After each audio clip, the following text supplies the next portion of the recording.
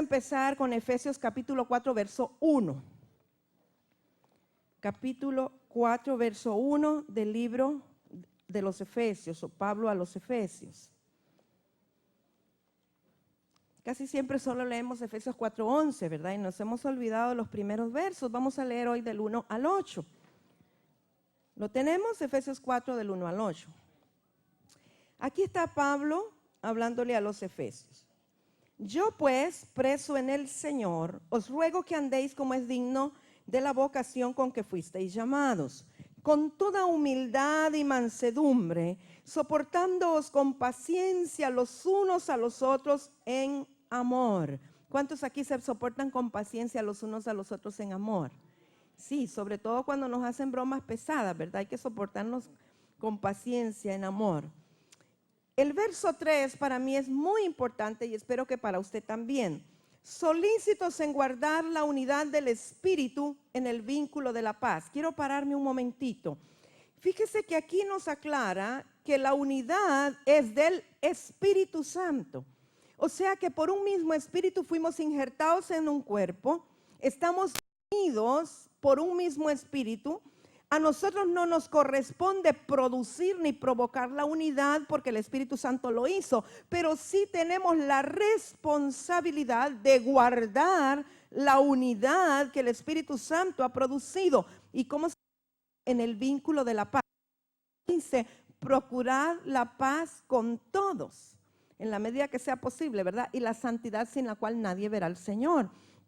Entonces, la unidad no la podemos producir, pero sí la debemos guardar a través de procurar la paz. ¿Qué quiere decir? Si alguien me ofendió, si alguien hizo algo que me incomodó, eso me robó la paz. Yo tengo que procurar la paz, porque procurando la paz voy a estar guardando la unidad. Eso significa que cuanto antes debo de ir donde la persona con la cual me incomodé y decirle, perdone que reaccioné de tal manera o me sentí de tal forma, discúlpeme, vamos a hacer las paces, pongámonos de acuerdo.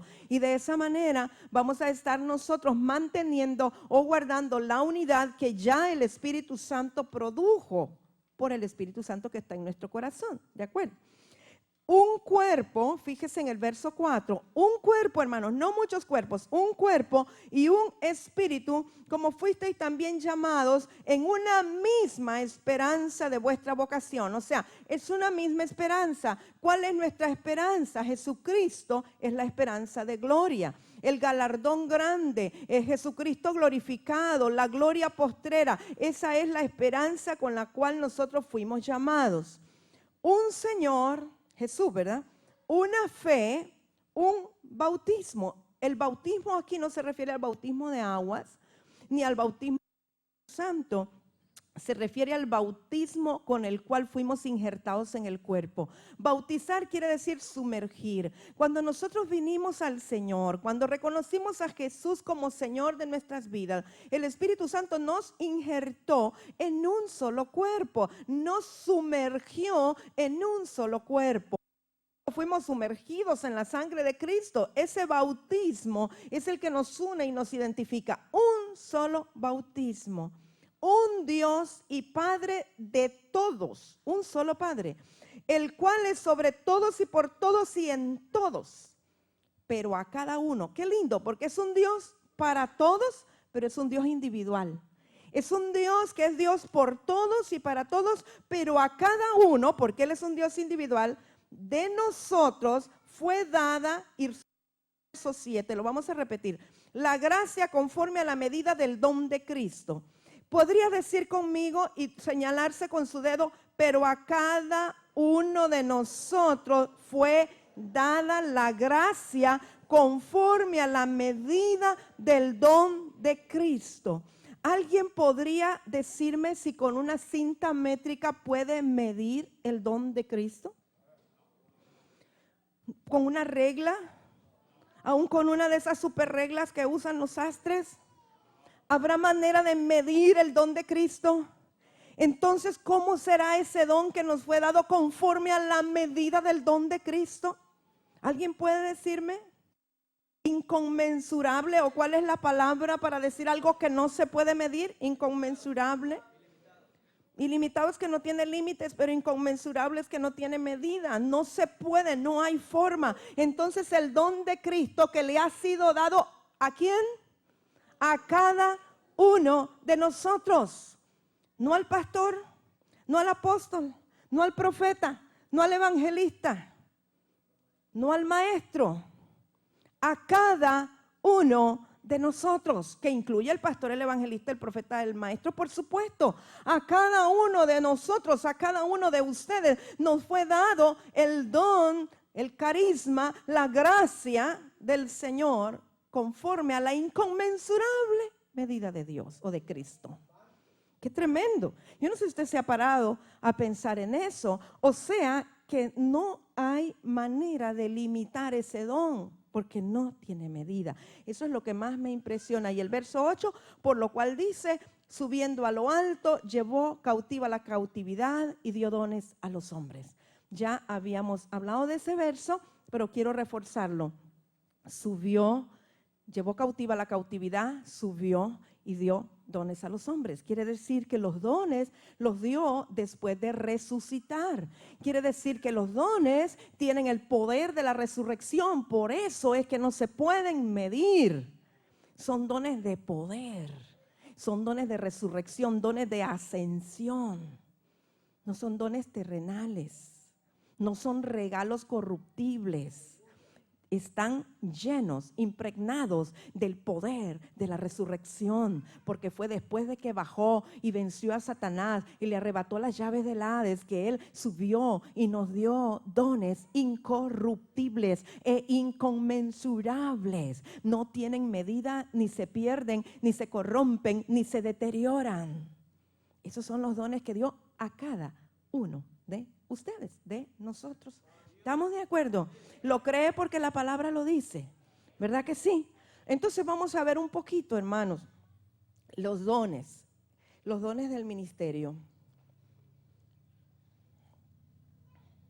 ¿Le gusta, verdad, la presentación?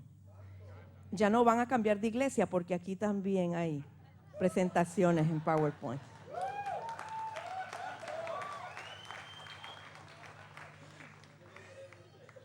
Como dijo hermana Yonita ayer, que qué tremendo, Yonita, te felicito por esa obra de teatro. Tenemos que verla el 31 de diciembre todos, porque yo nada más pude espiar por allá, atisbar por las celosías, ¿verdad? Pero te felicito muchísimo y como ella dijo, cualquier similitud es pura coincidencia. Hermano, es un don, es un regalo. Es la capacidad espiritual que Dios da a quien, a cada uno, a cada creyente, a cada uno de ustedes, de nosotros, para edificación del cuerpo de Cristo y crecimiento de la iglesia. ¿Cuál es el propósito? Que seamos edificados nosotros los miembros del cuerpo. En griego la palabra don se dice carisma. De ahí vino el nombre de carismáticos o el movimiento carismáticos, que se le llamó así a todos los que tenían dones o funcionaban o operaban en los dones. Carisma, dijimos don, gracia, un Dios que invoca lo gratis, lo gratuito. Pero Dios es el dador y Él usa los dones a través de los creyentes, a través también de la operación del Espíritu Santo, del Padre y del Hijo. Esta presentación la vamos a hacer rapidito porque usted va a tener la oportunidad de adquirir el material y usted lo sabe, es solo un repaso para llegar a donde queremos llegar. Primera de Corintios 12, del 4 al 6, nos dice la de dones, lo vimos la reunión pasada, que el Espíritu es el mismo, que hay diversidad de ministerios, pero que Jesús el Hijo es el mismo, y hay diversidad de operaciones, pero Dios que hace todas las cosas es el mismo. Entonces, repasando, los dones son dados por el Espíritu Santo, los ministerios son dados por Jesús el Señor y las operaciones son dadas por el Padre Dios, que ya dijimos que son innatas, inherentes, ¿verdad? Entonces, las operaciones del Padre, se acuerda que el domingo pasado yo dibujé un triangulito bien feíto, pero esto está más bonito, así no se le va a olvidar. Y repetimos cuáles eran las operaciones del Padre, que eran 7, por lo menos las que están en la Biblia, en Romanos 12, del 6 al 8. Y los ministerios que dio Jesús, en Efesios 4:11 que Él constituyó a unos apóstoles, a otros profetas, evangelistas, pastores y maestros. Son 5 ministerios y los dones del Espíritu Santo que aparecen en 1 Corintios 12 del 8 al 10 son 9, pero todos ellos forman el cuerpo de Cristo, o el cuerpo de Cristo tiene que operar en la combinación de todos ellos. ¿Verdad? Bueno, entonces, amados, dijimos que somos un cuerpo, Cristo es la cabeza y la única cabeza, no tenemos más de una cabeza, pero cada miembro del cuerpo es necesario. Todos los miembros o cada uno de los miembros necesitamos dones o habilidades para desarrollar nuestra función. Ahora, en cuanto a los dones del Espíritu Santo, hay 2 cosas muy importantes que debemos mencionar. Que a cada uno, vuelve y repite, a cada uno le es dada la manifestación del Espíritu para provecho. ¿Para provecho de quién? ¿Del que manifiesta el don? No. Para provecho de la iglesia o de la asamblea o los que estamos ahí, que seremos bendecidos o ministrados por el don. Y luego, eso muy importante, el 11, que todas estas cosas las hace uno y el mismo Espíritu, pero Él reparte la manifestación a cada quien en particular como quiere. O sea, que aunque todos podemos potencialmente tener u operar en los 9 dones del Espíritu Santo, el Espíritu Santo reparte como Él quiere la manifestación de cada uno de estos dones, porque lo que al Espíritu Santo le interesa es que el cuerpo sea edificado, y según sea la necesidad en ese momento, así le dará la manifestación a cualquiera de los creyentes llenos del Espíritu Santo para que sean edificados aquellos que necesitan de ese don en particular. Sí, comprendemos eso, ¿verdad? Si hay un enfermo, pues el Espíritu Santo le dará la manifestación a alguno de los creyentes en dones de sanidades, aunque cualquiera de nosotros pudiera fluir. En verso 8 al 10 de 1 Corintios, comienza a hablar de los dones del Espíritu Santo, que anteriormente los dividimos en dones de expresión, de revelación y de poder. Porque a este es dada por el Espíritu palabra de sabiduría, a otro palabra de ciencia según el mismo Espíritu, a otro fe por el mismo Espíritu y a otros dones de sanidades por el mismo Espíritu. A otro el hacer milagros, a otro profecía, a otro discernimiento de espíritus, a otro diversos géneros de lenguas y a otro interpretación de lenguas. Vamos a verlo uno por uno los que hemos leído. La palabra de sabiduría es conocer un hecho futuro en la mente de Dios. O sea que por el Espíritu Santo podemos acercarnos a algo que va a ocurrir, por ejemplo, una sanidad. O más palabra de sabiduría podríamos decir, estamos todos en la reunión, en la asamblea y de pronto un hermano recibe una visión y mira que este lugar tiene una segunda planta. Esa es una palabra de sabiduría. Tuvo una revelación de un hecho futuro que está en la mente de Dios, pero que este hermano por el Espíritu Santo lo pudo percibir, de algo que Dios quiere hacer con nosotros. Que lo que a veces llamamos que es una visión para algo futuro, pero puede venir como un don de revelación, puede venir a través de la escritura.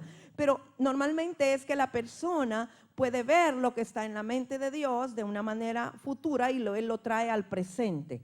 La palabra de ciencia es el conocimiento sobrenatural de Dios, pero esta al pasado, al presente y al futuro. Ese se aplica más en casos como de sanidades, de enfermedades, que Dios revela al que está ministrando alguna enfermedad o alguna necesidad en particular. Puede ser que alguien hipotecó la casa, que alguien está a punto de que le pongan una demanda, o de que a alguien lo van a asaltar, o que ladrones van a meterse a su casa, y por palabra de ciencia el Espíritu Santo puede revelarle a cualquiera de los hermanos en la asamblea, no necesariamente al pastor, no al que está dirigiendo la reunión, sino a cualquiera de los hermanos de la asamblea. Y entonces él tiene la revelación y llega donde la persona que está presidiendo, que está en autoridad, y le comunica lo que acaba de percibir para que se ore, para que se quebrante, para que se le ministre sanidad a la persona. La palabra de ciencia puede manifestarse por olores, puede manifestarse en visiones, puede manifestarse en sueños, puede manifestarse a través de la palabra, de la Biblia. Esto es nada más rapidito, ¿verdad? Usted después va a tener que estudiarlo más a profundidad. El don de fe es una confianza en Dios sobrenatural y extraordinaria, no es una fe común. Ya sabemos que todos nosotros tenemos una medida de fe que nos fue dada y que esa medida de fe es activada por la palabra o por el evangelio, una fe para creer. Pero esta fe está hablando de una fe sobrenatural que viene sobre el creyente como un don del Espíritu Santo para creer en cosas que serían normalmente imposibles. A veces es necesario el don de fe para creer en una sanidad sobrenatural o en un milagro, o a veces es necesario el don de fe para creer en algo que estamos pidiendo, que es tal vez una cantidad de dinero que está muy fuera de nuestro alcance, o un vehículo, o algo en lo espiritual, dones, o la conversión de un familiar, y entonces se opera ese don sobrenatural de fe. Normalmente cuando fluye el don de milagros o de sanidades, hay alguien más por ahí con el don de fe para colaborar para que se lleven a cabo estos milagros.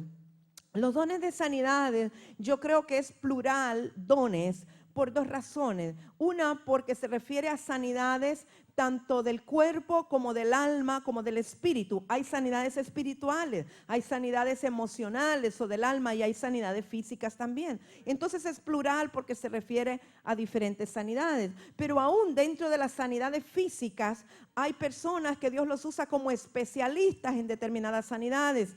A veces escuchamos de alguien que Dios lo ha especializado en sanidades de huesos, que es especialista en ortopedia espiritual, vamos a decir. O hay alguien que Dios lo especializó en orar por los vientres o por esterilidad. Entonces viene como diferentes especialidades, así como en la medicina natural, también lo hay en lo espiritual. Esto no es porque Dios específicamente escoja y diga, a este le voy a dar dones de sanidades de riñones. No, lo que ocurre que tal vez esta persona fue sanada de los riñones, cree fácilmente, tiene autoridad sobre esa área y le es más fácil ministrar conforme también a lo que dice la Escritura, que conforme al don que recibiste tú puedas ministrar. Entonces, además, en la medida que vamos creyendo en algo y lo ejercitamos, vamos teniendo más seguridad en aquello que hacemos. Es lo mismo que en lo natural, ¿verdad? Si usted hace un dibujo, le salió un dibujo bonito, tal vez por casualidad o por accidente, pero usted dice, ve, no me quedó tan mal, voy a empezar a dibujar y empieza a practicar otra vez. Llega un momento que usted perfecciona la habilidad o el arte y después usted es un gran dibujante. De igual manera, Dios lo usa una vez en sanidades y entonces la siguiente vez usted tiene más confianza. Y la mejor manera para que fluyan los dones de sanidades es practicarlos, ¿verdad? Si usted quiere o sabe que Dios quiere usarlo en sanidades, pues váyase al hospital. Esa es la mejor manera. Va al Catarino Rivas y usted se practica a ministrar sanidades. Obviamente no va a ir a practicarlo en gente que está sana, va a ir donde están los enfermos. Y de esa manera, cuando luego le testifiquen que fulano se sanó, que al otro ya no lo operaron, que al otro le dieron de alta, usted va experimentando más y más y se va perfeccionando en el don. Ya, ¿verdad? Y qué bueno que nos perfeccionáramos en los 9 dones. El don de milagros son hechos sobrenaturales, pero lo tremendo de los milagros es que desafían lo que ya está establecido. O sea que un milagro es un hecho sobrenatural dentro del destino que ya Dios estableció.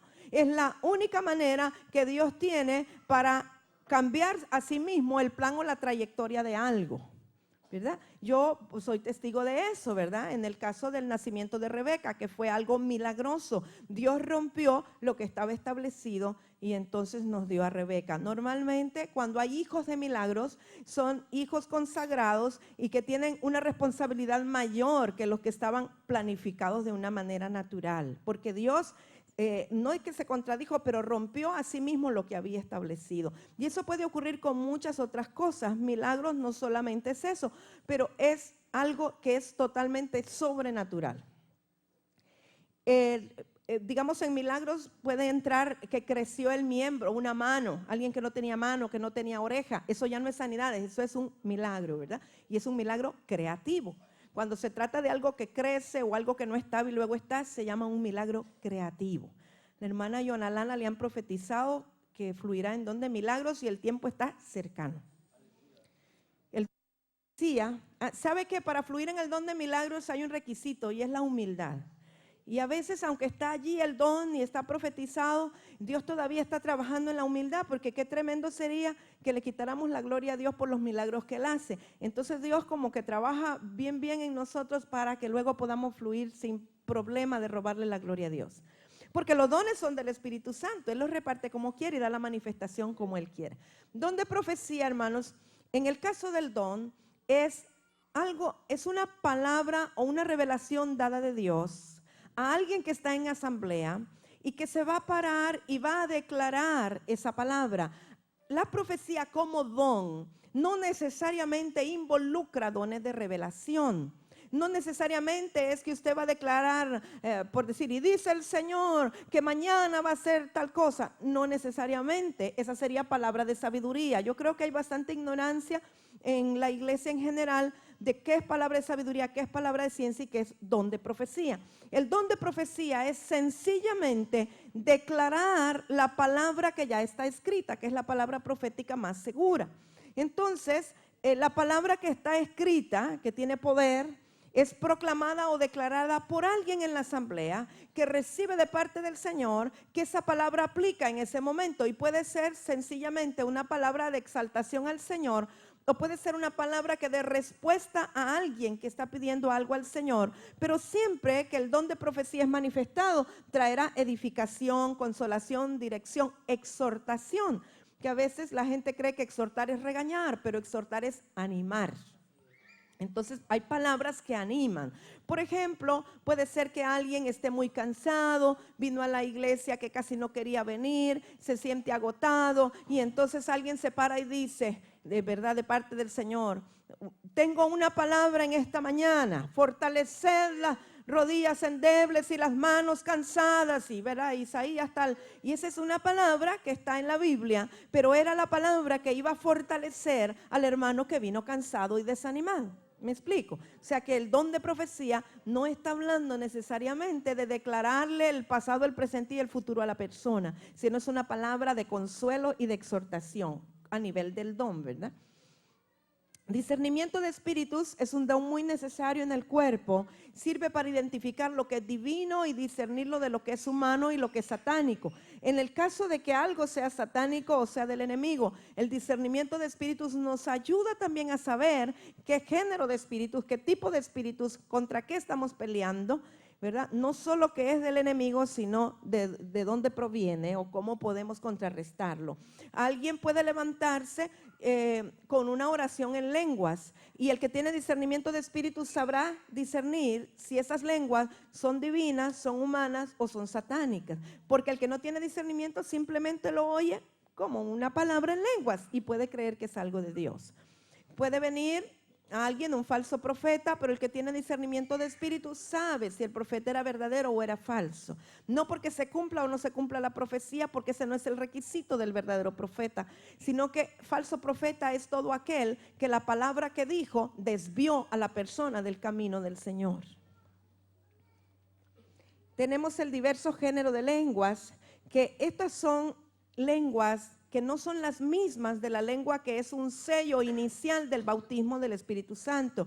Cuando somos bautizados en el Espíritu Santo, normalmente vienen lenguas, un idioma diferente, un idioma que no es el español o el inglés o el que usted habla como lengua materna, sino que son palabras ininteligibles que usted no las puede entender, el que está a su lado no las puede entender, el diablo no las puede entender, pero el Espíritu de Dios sí las puede entender. En el caso de las lenguas, como una señal del bautismo del Espíritu Santo, estas deben de practicarse y sirven para edificar el espíritu del hombre.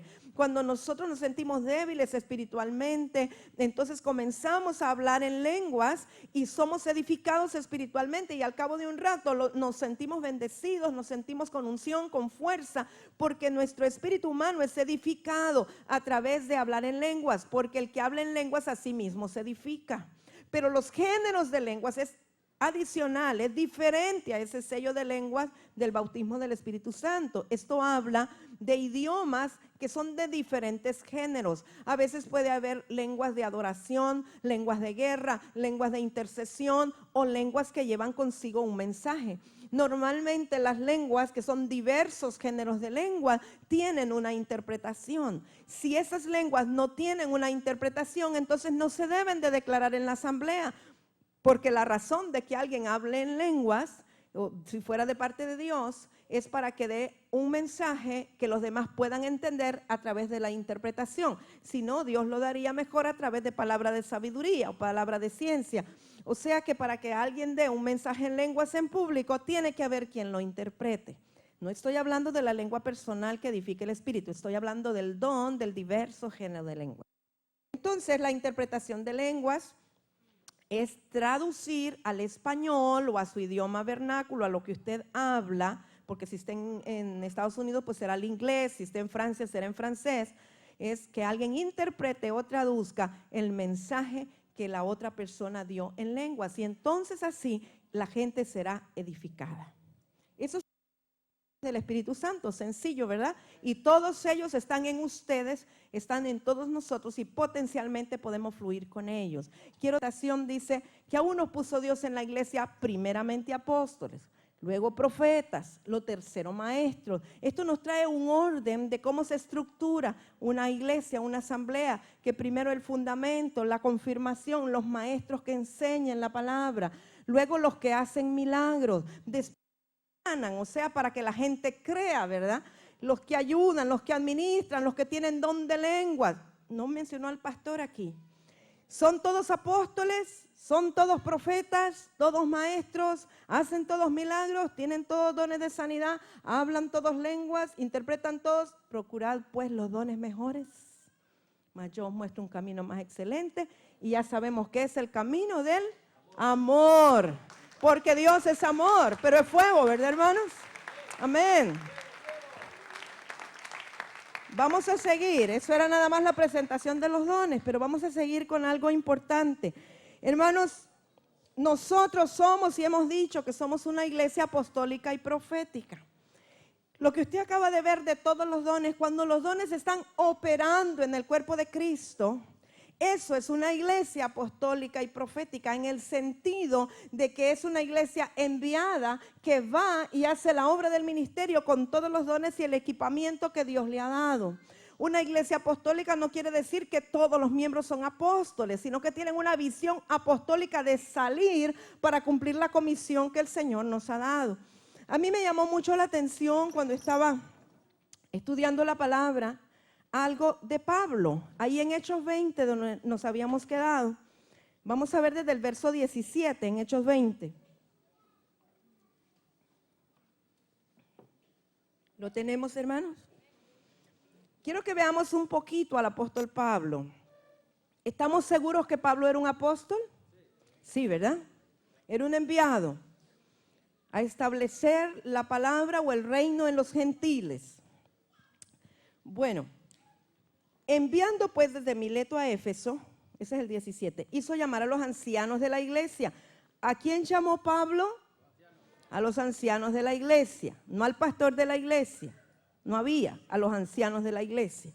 Cuando vinieron a él les dijo: vosotros sabéis cómo me he comportado entre vosotros todo el tiempo, desde el primer día que entré en Asia, sirviendo al Señor con toda humildad y con muchas lágrimas y pruebas que me han venido por las acechanzas de los judíos. Verso 20, y como que fuese útil, he rehuido de anunciaros, marque anunciaros que eso es profético, y enseñaros, lo marca que eso es maestro, públicamente y por las casas. ¿Dónde anunciaba y enseñaba Pablo, amados? En las casas y públicamente. Públicamente quiere decir con toda la gente, con toda la asamblea. Testificando a judíos y a gentiles acerca del arrepentimiento para con Dios y de la fe en nuestro Señor Jesucristo. Allí está haciendo una obra de evangelista. Está testificando a judíos y a gentiles sobre el arrepentimiento para con Dios y la fe en Jesucristo. Él está haciendo labor de evangelista. Ahora, he aquí, ligado yo en espíritu, voy a Jerusalén sin saber lo que allá me ha de acontecer, salvo que el Espíritu Santo por todas las ciudades me da testimonio diciendo que me esperan prisiones y tribulaciones. Fíjese, él está teniendo revelación, ahí están los dones de revelación. Pero de ninguna cosa hago caso, ni estimo preciosa mi vida para mí mismo, con tal que acabe mi carrera con gozo. Y el ministerio que recibí del Señor Jesús para dar testimonio del Evangelio de la gracia de Dios. El ministerio que recibió es el de apóstol. ¿Por qué? Porque fue enviado. ¿A quiénes? A los gentiles. ¿Para hablarles de qué? Del evangelio de la gracia de Dios. Quiero que trate de captar esto. Aunque lo que él hace es una función de evangelista, porque está dando testimonio del evangelio de Cristo, él es un apóstol en el sentido de que fue enviado a dar el evangelio a los gentiles. ¿Me explico? O sea, que aunque usted esté haciendo función de evangelista o está haciendo función de maestro o de profeta, usted puede ser un apóstol en el sentido de que fue enviado con una comisión, fue comisionado específicamente para cumplir una visión. En este caso, la visión de Pablo era llevar el evangelio de salvación a los gentiles. Entonces, aunque él está como evangelista, es una función apostólica, está siendo comisionado apostólicamente.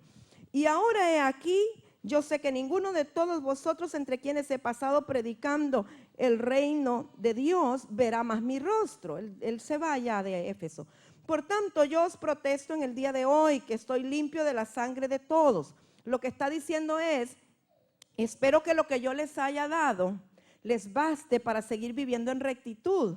Porque yo ya hice lo que a mí me correspondía, he terminado la misión o la comisión que me fue dado. Y aunque yo me voy, ya no los voy a volver a ver, no soy responsable de que ustedes caigan o que ustedes hagan otra cosa contraria a la que yo les enseñé.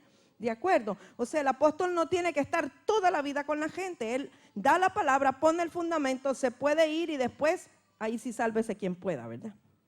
Entonces, o escapa por tu vida.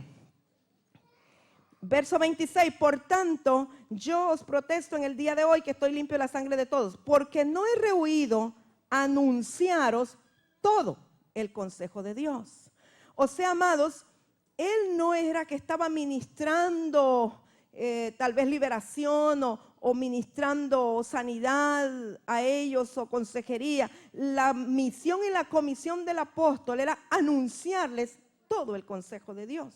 Y cada quien tomaría del consejo de Dios para poder vivir victoriosamente. Verso 28, por tanto, mirad por vosotros y por todo el rebaño en que el Espíritu Santo os ha puesto por obispos, para apacentar la iglesia del Señor, la cual él ganó por su propia sangre, que ya lo vimos. Verso 29, porque yo sé que después de mi partida entrarán en medio de vosotros lobos rapaces que no perdonarán al rebaño.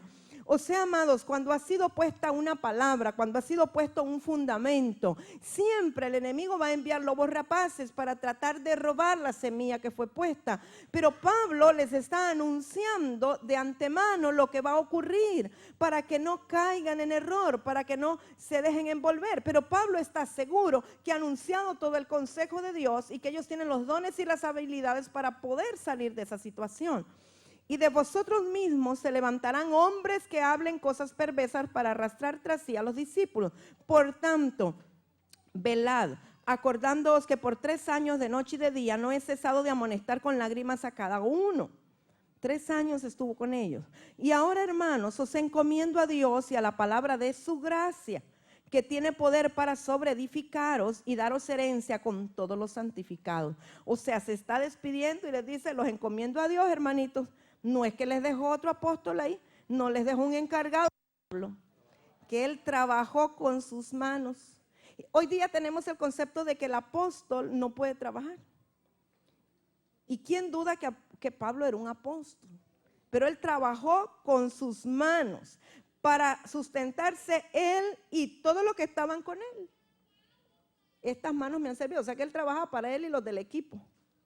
En todo os he enseñado que trabajando así se debe ayudar a los necesitados y recordar las palabras del Señor Jesús que dijo, más bienaventurado es dar que recibir. Eso me mucho, porque Pablo, siendo apóstol, él trabajaba para que no le faltara nada a los de su equipo. Hermanos, el concepto que hemos tenido de iglesia me parece que está fuera de lo bíblico, como que nos hemos salido en algún lugar y que Dios está restaurando, está queriendo traer su orden. De hecho, la palabra iglesia aparece, ¿verdad? La primera vez será cuando Jesús dice, y sobre esta piedra edificaré mi iglesia, que habría que ver exactamente qué él dijo. Pero como concepto, iglesia aparece después de Hechos 2:4, después de que desciende el Espíritu Santo en el aposento alto sobre los que estaban unánimes juntos. Sin embargo, hermanos, la palabra iglesia, que es un concepto griego, es la traducción de una palabra hebrea Kaal, K-A-H-A-L, Kaal. Pero ¿sabe lo que era un Kaal o una eclesia en griego? Era una asamblea de ciudadanos que era convocada por un heraldo para tratar y decidir asuntos públicos. No tenía nada que ver con lo que hoy día pensamos nosotros que es una iglesia. Más bien era, como quien dice, una reunión del patronato, una reunión del congreso. O sea, el concepto, el contexto en hebreo y en la iglesia primitiva era que un heraldo iba, pasaba a un bando y convocaba: vengan, vengan que nos vamos a reunir porque vamos a discutir sobre el asunto del aborto, por decirle, algo que le atañe a todo el pueblo, a toda la ciudad, a toda la nación. Yo no sé si usted lo sabe, pero para los que lo saben se lo voy a repetir. ¿Sabe que cuando Dios estableció en el huerto la primera asamblea o la primera iglesia profética, si quiere llamarlo iglesia, Dios estableció, ¿verdad?, allí a Adán, a Eva, el primer matrimonio, la primera familia. ¿Sabe que los conceptos de Dios son primero el hombre, el individuo, después la familia, y el tercer concepto es nación, no es iglesia? El concepto de iglesia viene posterior al concepto de nación. Parece que nosotros en algún lugar en el camino le dimos vuelta a las cosas. O sea, un apóstol, un profeta, un evangelista es un ministro para la nación, no para un grupo reducido de personas a las cuales hemos llamado iglesia. Porque inclusive iglesia ni siquiera lo llamamos a todo el cuerpo de Cristo, sino que a veces mi iglesia, decimos, estamos hablando de una congregación reducida en la cual nosotros vamos o asistimos. Pero el concepto divino establece como en orden de cronología o en orden de prioridad, primero el concepto de nación antes que el concepto de iglesia. O sea que las asambleas eran para tratar asuntos de interés público. ¿Qué le quiero decir con esto? Que nunca hubo una separación entre clero y laicos. Eso es un concepto romano. Eso es un concepto católico romano. Los del clero son los que estudian ahí en el seminario teológico y visten ornamentos así y están separados y se separan de tal manera que hacen votos de castidad y votos de pobreza y todo lo demás que ya sabemos, y si posible no tienen contacto con la gente, los monjes que estaban allá. Y entonces viene una separación y se corta el pensamiento hebreo que Dios tuvo desde el principio, el concepto de nación. Él le dijo a Abraham: te haré una nación grande. No le dijo: te haré una iglesia grande ni un clero grande. Está hablando de una nación grande, porque Dios piensa en grande. Y entonces nosotros fue como que sectarizamos o cortamos o rompimos el concepto de Dios. Yo no sé si esto le suena así como un golpe un poco raro, pero ya le va a caer, no se preocupe. A veces cuando echa uno la moneda en la maquinita queda clic, clic, clic, clic, clic, pero un momento le va a hacer clac y ya le va a caer. Usted ore al Espíritu Santo. Esto no es nada nuevo, está en la Biblia. Solo tiene que leer la Biblia, yo no me lo inventé. Está en la Biblia, pero a veces pasamos por encima lo que los otros nos dicen sin entender realmente lo que Dios quiere hacer con nosotros. Entonces, amados, Pablo tenía diferentes asambleas de enseñanza, etcétera. Yo quiero, ya casi para terminar, hablar de lo que es una asamblea de adoración o lo que sería la adoración, porque aún el concepto de adoración lo hemos limitado también. Adoración o adorar incluye tres cosas fundamentales. La primera es obediencia. Alguien que no es obediente a Dios y a la palabra no puede ser un adorador. El segundo punto es servicio. Alguien que no sirve, yo digo, el que no sirve, no sirve, hermano. Entonces, servicio es el segundo concepto que incluye el adorar o la adoración. Y el tercero, la tercera área de la adoración es culto, cultual. Culto es reverencia, lo que le damos a Dios, ¿verdad? Culto, hermanos, incluye diezmos y ofrenda. Culto incluye alabanza, canto. Eso es culto, lo que es para Él. Pero aún yo solo una cosa voy a mencionar en relación a lo del culto. En relación al servicio, ya hablamos todo sobre los dones, porque los dones son para servir. Siempre la intención, de hecho, la palabra ministerio significa servicio. Dios dio todos esos dones que hablamos al cuerpo para servir, ¿verdad? La obediencia, solo en Cristo, en su Espíritu Santo se puede ser obediente. Pero en relación al culto, yo quiero terminar con algo sencillo que para mí fue un impacto cuando vino como que cayó esa palabra a mi espíritu. Dos revelaciones recibí en relación a esto, hermano, en relación a esto. Y la primera es que el modelo que hemos tenido para adorar al Señor en cántico, que son los salmos, está muy por debajo de lo que Dios quiere hoy día de nosotros. ¿Por qué razón? Porque en el antiguo pacto el Espíritu Santo no vivía todavía en el corazón del hombre. Y entonces, por mucho que pudieran expresarle a Dios, estaba limitado porque el hombre no podía tener comunión interna e íntima con Dios por cuanto el Espíritu Santo no había venido a morar en su espíritu. Aló, me escuchó, ¿verdad? Entonces, vamos a ver Salmos 95, que es uno de los salmos que nos habla de adoración. Por supuesto, en hebreo hay muchas palabras que se traducen como adorar. Lamentablemente, el español no es lo suficientemente rico para traducir cada una de las expresiones hebreas de adorar. Pero sería bueno, los que quieren y los que son estudiosos, que estudien todas las raíces y puedan entender a qué se refiere la palabra con cada vez que se ha traducido como adorar. Pero hay como 13 palabras que se han traducido como adorar. Bien, en Salmos 95, vamos a leer verso 1 al 7. Venid, aclamemos alegremente a Jehová, cantemos con júbilo a la roca de nuestra salvación. Lleguemos ante su presencia con alabanza, aclamémosle con cántico. Fíjese, lleguemos ante su presencia con alabanza. Párese un momentito ahí. ¿Qué está diciendo el salmista? Lleguemos hasta donde está el arca del pacto con cánticos. Pero en el contexto del nuevo pacto, no llegamos ante su presencia. La presencia ya llegó a nosotros y está dentro de nosotros. O sea, este concepto de salmo era para ir y entonarlo o cantarlo en un tabernáculo, en un lugar donde todavía la presencia de Dios estaba restringida al arca del pacto. Pero hoy día la presencia está dentro de nosotros. No venimos a su presencia ya vino y está en nosotros. ¿Me explico, hermanos? O sea, estamos limitados en el concepto de adoración si nos basamos en los salmos. Aclamémosle con cántico porque Jehová es Dios grande y Rey grande sobre todos los dioses, porque en su mano están las profundidades de la tierra y las alturas de los montes son suyas. Todo eso es real. Suyo también el mar, pues Él lo hizo y sus manos formaron la tierra seca.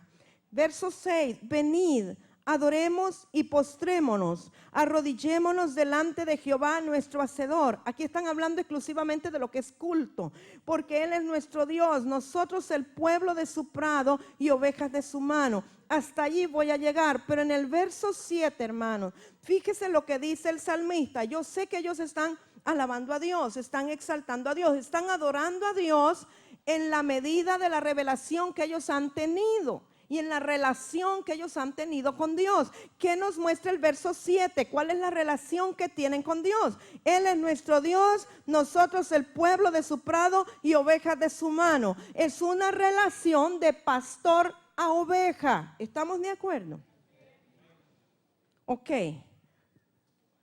¿Qué fue lo que el profeta Elías dijo cuando estaba en el altar?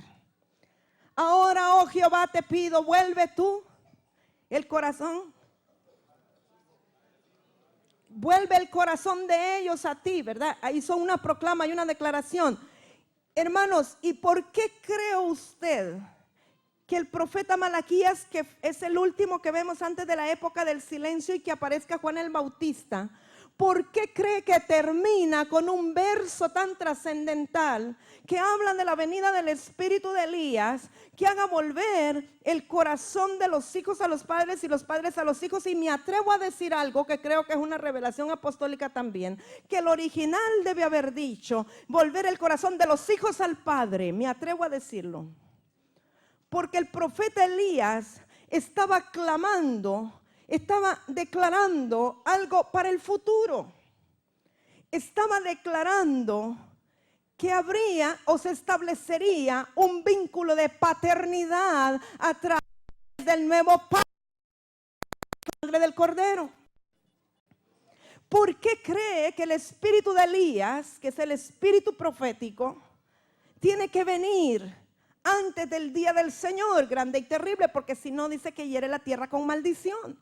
Porque si la humanidad no vuelve su corazón a Dios como Padre, si nosotros no nos encontramos en la plataforma de hijos, habrá maldición sobre la tierra. Porque la única razón por la cual Jesucristo derramó su sangre en la cruz del Calvario y murió por usted y por mí, era para darnos a todos nosotros la identidad de hijos. Para que ya no fuéramos su pueblo solamente, y Él no fuera Dios creador o pastor, sino que fuera Padre engendrador de hijos. Espero que le caiga eso bien a su corazón. A mí me produjo algo tan tremendo darme cuenta, amados, que puede haber obispos, pastores, ancianos, como los quiera llamar, pero hay un Padre. Hay un Padre que es el que me hizo nacer de nuevo. Él nos dio el nuevo nacimiento. Si Jesucristo no hubiera resucitado, usted y yo seguiríamos siendo su pueblo, pero no sus hijos. No sé si capta la dimensión de esto. No sé si eso le cambia la perspectiva de lo que es hoy día un adorador. Un adorador no se puede poner en el plano de pueblo solamente. Un adorador tiene que ponerse en la categoría de hijo, con un corazón que ha sido vuelto a su Padre. Sabe quién lo engendró, sabe quién lo llamó, sabe quién lo envió, sabe quién le impartió, sabe de quién lleva las marcas, de quién tiene las señales, de quién tiene los genes.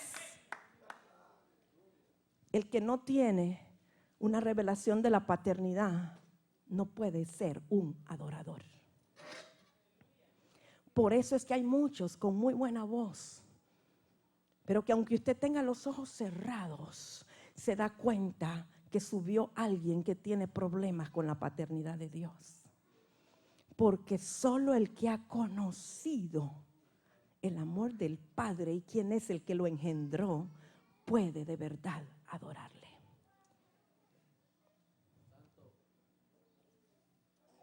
El pueblo puede alabarle. Por eso Jesús decía que andaba buscando verdaderos adoradores. Cuando dice en espíritu y en verdad, se refiere a la medida de la revelación que cada quien tiene del Padre. Por eso muchos no pueden penetrar en esa relación de intimidad. Solo en intimidad se puede adorar, solo en intimidad se le puede obedecer, solo en intimidad se le puede servir a Él. Si no, serviremos al hombre, si no, obedeceremos al hombre, si no, levantaremos al hombre, adoraremos al Padre. Es que dice claramente, le dijo Jesús a la Magdalena, a la samaritana, porque tales adoradores busca ¿a quién? El Padre. No dijo busca a Dios. El Padre, y eso hasta ahorita me cayó.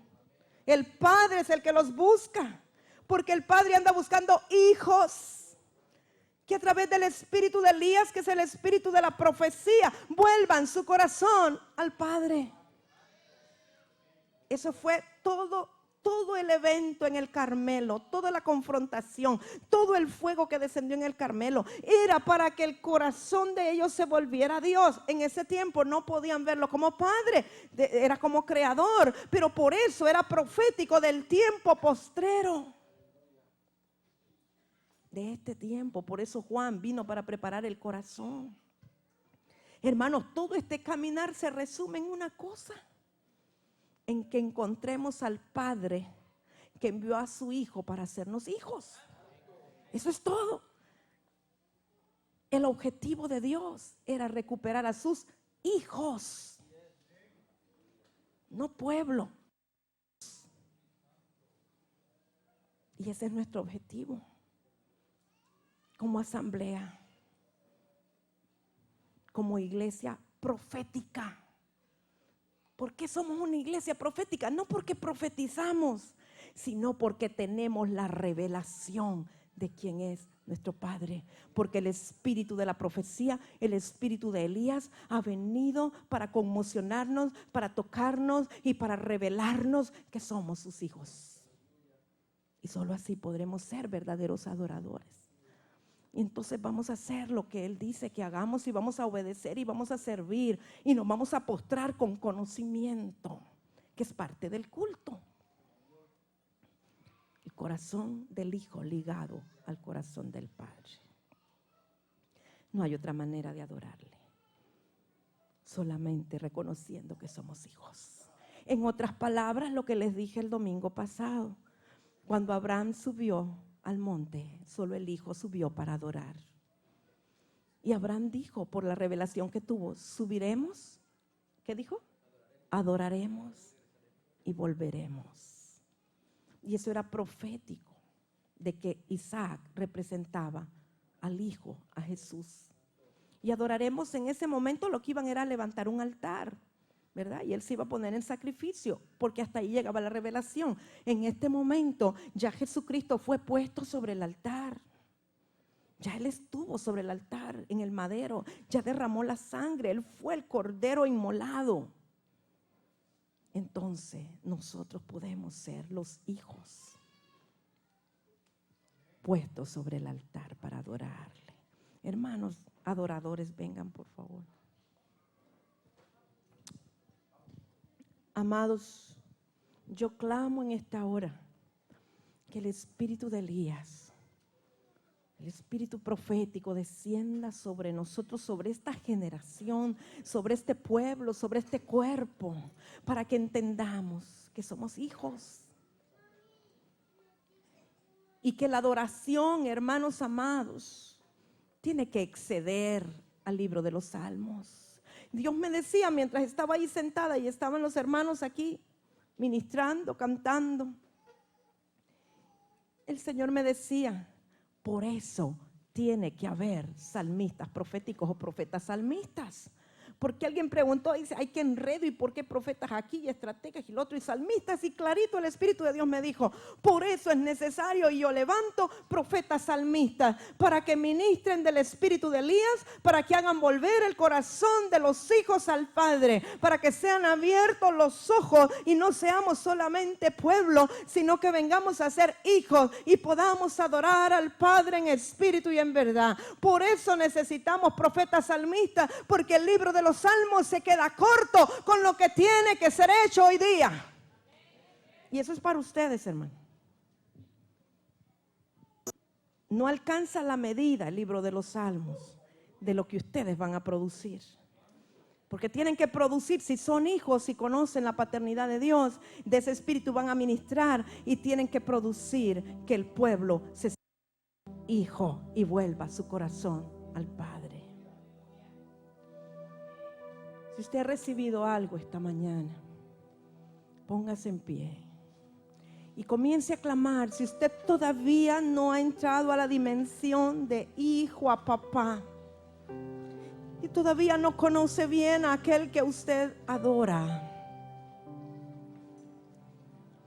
este día el espíritu de Elías, el espíritu de revelación, puede venir sobre usted.